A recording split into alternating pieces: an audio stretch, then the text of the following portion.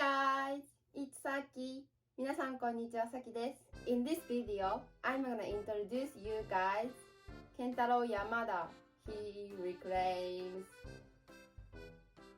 眩しい。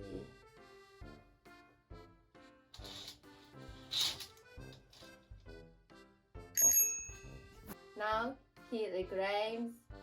abundant cultivated land in Unnan City. He makes craft cola. Craft cola is made of some spices. He likes spices. He is interested in spices. And moreover,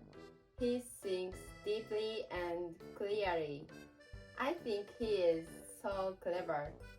I'm interested in him.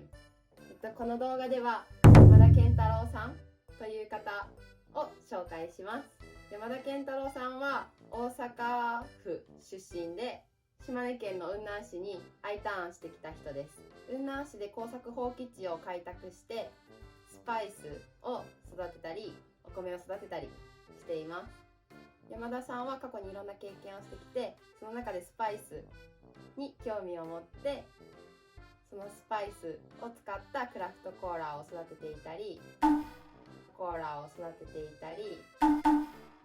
クラフトコーラは育てません。クラフトコーラを作っていたり、スパイスカレーのキットを作ったり、面白いことをたくさん考えて、それを行動に移されている方です。山田さんはいろんなことを深く考えたり、行動している方で面白い方なので、皆さんにも紹介したいなと思って取材してきました。では動画を見ていただけたら嬉しいです。レッツゴー。いい感じだもん。嘘。背景もなんかめっちゃいい感じ。いい感じ。はい。背筋伸ばしとかして。普通の人が聞いたら気になるであろう。はい、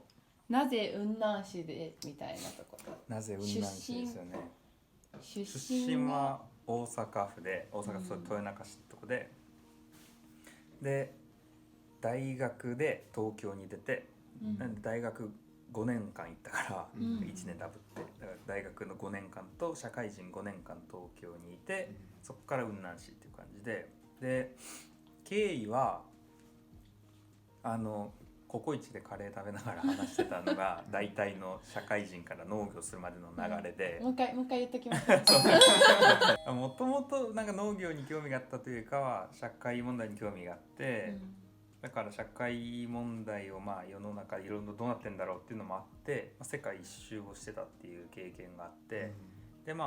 その中でこう社会問題を解決する NPO とかなんかそういうところでこう働くというよりかは、一回社会に出てしっかりこう働こうと思って、リクルートって会社に入社して、で仕事をしていく中で、リクルートもずっとリクルートで働きたいというよりかは、なんかこう面白いことというか、自分は何がやりたいんやろっていうのを見定めるためのリクルートだったっていうところもあって、でそこから、自分のやりたいことを働きながら探し始めたんやけど、いまいち分からずで、リクルートがやりたいわけではない、でもなんか他に別にやりたいことがあるわけでもないみたいなで、じゃあリクルートやめてなんか別のことやるかみたいになっても、ちょっとやめるのが怖くなってるみたいな、もうなんか中途半端な、すごいただただ悩んでるやつみたいな感じになってて、でそれが1年も半年ぐらいずっとなんか悶々としてた時に、なんかふとなんでこんなにやめんの怖いんやろ、でこれはお金がなくなること怖いんやってなって、でお金がなくなることなんで怖いんやろってなった時に、食べ物作られへんからやっていう結論に達して、衣食住っていうね、基本的な生活全てお金をやっぱ介在させないと生きていけないっていうのが不安の根源やなっていうのをすごい今気づいたというか、そうやって自分に考えて、でその時にじゃあそれを、お金をなるべく介在させない形でそのスキルが得られるようになったら、多少お金がなくなるのが怖くなくなるんじゃないかみたいなのがあって、ほんでちょっと週末農業してみたいなっていうので農業をしたっていうのが、一番最初農業にハマったきっかけで、そこでからハマっていくというか、おもろいなっていう、その今まで何もわからんかったことがどんどんこう自分の身になっていったりとか、食べ物ってこうやってできていくんやっていうのをすごいこう知ることができて面白くなってって、悶々としてた中からこれじゃないかなみたいな、こうやって農業とかもうちょっと当時は広く考えてたというか、自然に関わるとか、山登るのってアウトドアすごい好きやったから、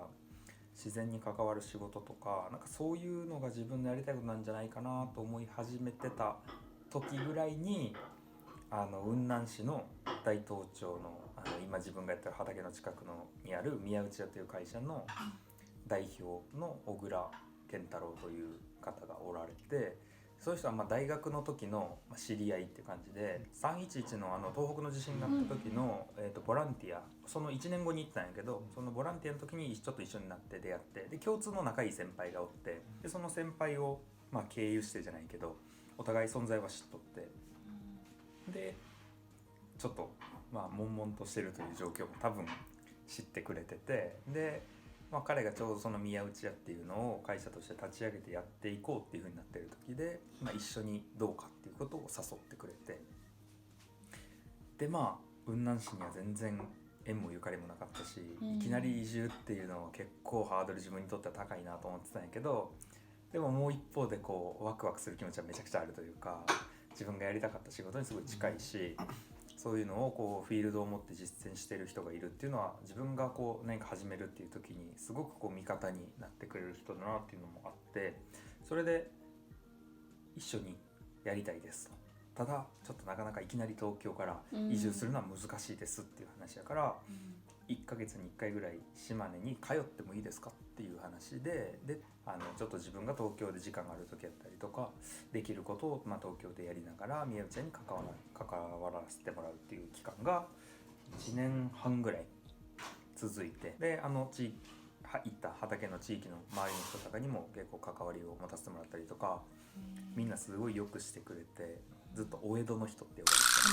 ばれてた。東京からよく来てるから、そうお江戸の人って呼ばれながら可愛がってもらっとって、それでじゃあ実際にやっぱ東京のもう仕事も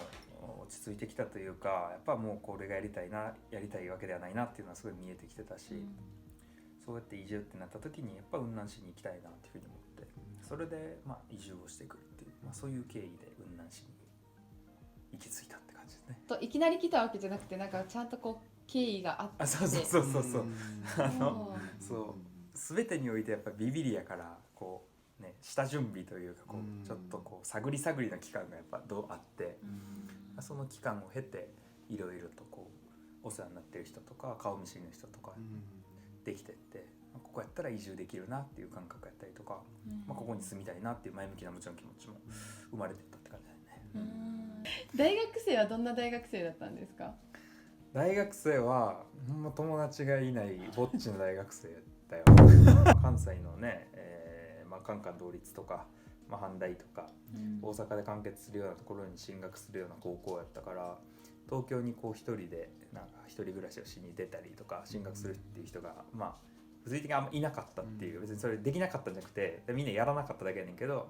いなかったっていうのがあったから、なんかその自分が東京にそれでその中でこう出ていくっていう選択をしただけで人とは違うから、なんかこう人生勝ち組じゃないけど、これでよしやったぞともう将来安泰やと思って東京に行ったんやけど、その入学式で学長さんが今年も1万人の入学生がっていうようなこうスピーチをした時に衝撃を受けて自分がこれから人生すがっていこうと思った肩書きを持ってる人が1万人おるんやっていうのと、全校生徒5万人がみたいなことも話してて、同じ肩書き持ってる人5万おるんやと思って、毎年1万人入ってきて毎年1万人社会に出ていくっていう、そういう構造にある中で、なんで俺この肩書きを持ったらもう将来あんたやと思ってたんやろみたいなところでなんかそこで衝撃を受けて、だからなんかちょっと人と違うことせんといかんとか、なんかその大学にいてて、みんなと同じことをやるんじゃなくて、なんか自分なりにこう考えたりとか、ほんまにこう将来どんなことやっていくのかとか何がしたいんやっけみたいなのをやっぱ考えて、なんか行動しないといけないみたいなこう脅迫観念じゃないけど、そういうのにすごいこうなんか突き動かされてて、だからまあそれでなんで友達がいなかったかっていうと、まあ、それで学校に行かなくなったよね、あんまり。なんか学校の授業とかを受けててもなんかその自分はあんま意味が見出せなくて、でも東京に行きたかったから学部とかも何でもいいやと思って選んじゃってたし、大学で何を勉強したいみたいなのも特に正直なくて、だ文学部みたいなところにいたんやけど、正確に言うと文化構想学部っていう、もや何をするか俺も今でもよく分からないんだけどそういう学部におったから、やっぱあまりそんな話合わんしみたいな感じで、それでずっと NPO をに入って、まあ、ちょっとそのなんていうのかな、まあ、人と、まあ、そんな別に大きく違うわけでもないんやけど、自分なりに興味のあることやったりとか関心のあることで、まあ、ちょっとこう勉強をしながら、生活をするみたいな、まあ、そういうことに頑張ってこうなんか注力してた大学生やったって感じかな。自分のどんな理念とその活動が一致してるんですか？2つあって、1個はなんかほんまにこうずっとサッカーをやってて、で広く言えばスポーツとか、まあ、そういうところに当時は関わりたいなっていう思いがあったっていうのがあって、でまあ、それがフットサル大会やったりとか、そのスポーツを通じてっていうのにつながってたっていうのが1個と、あとは1個そのなんか募金活動をしてめちゃめちゃ自分たちがしんどい思いをしてなんとか人に施すというか、人のためのことをやるっていうのじゃなくて、自分たちも思いっきり楽しんでるってところがすごい好きで、フットサル大会楽しいやん、めっちゃ楽しんで思いっきり楽しんでよくて、実はその楽しんだ分だけちょっと誰かも楽しめるっていう、なんかその両方いいことがあるというか、なんかそういうのがすごい自分は好きやったというか、共感してた部分だったかな一番。しんどってなってることとか嫌やなと思ってることってやっぱりずっと続けていくの難しいと思うし、誰かが嫌なことで誰かが裕福になるのもちゃうと思うし、嫌なことをして必死こいたなんか稼いだお金を誰かに渡すっていうのもやっぱ違うなと思ってたから、やっぱやりたいことやって、そのやりたいことが誰かのいいことにつながるっていうのがやっぱ一番いいなっていうふうには思ってたし、今も思ってるから、そういう部分が一番こうなんか共感してたし、いいなと思いながらやってたところ。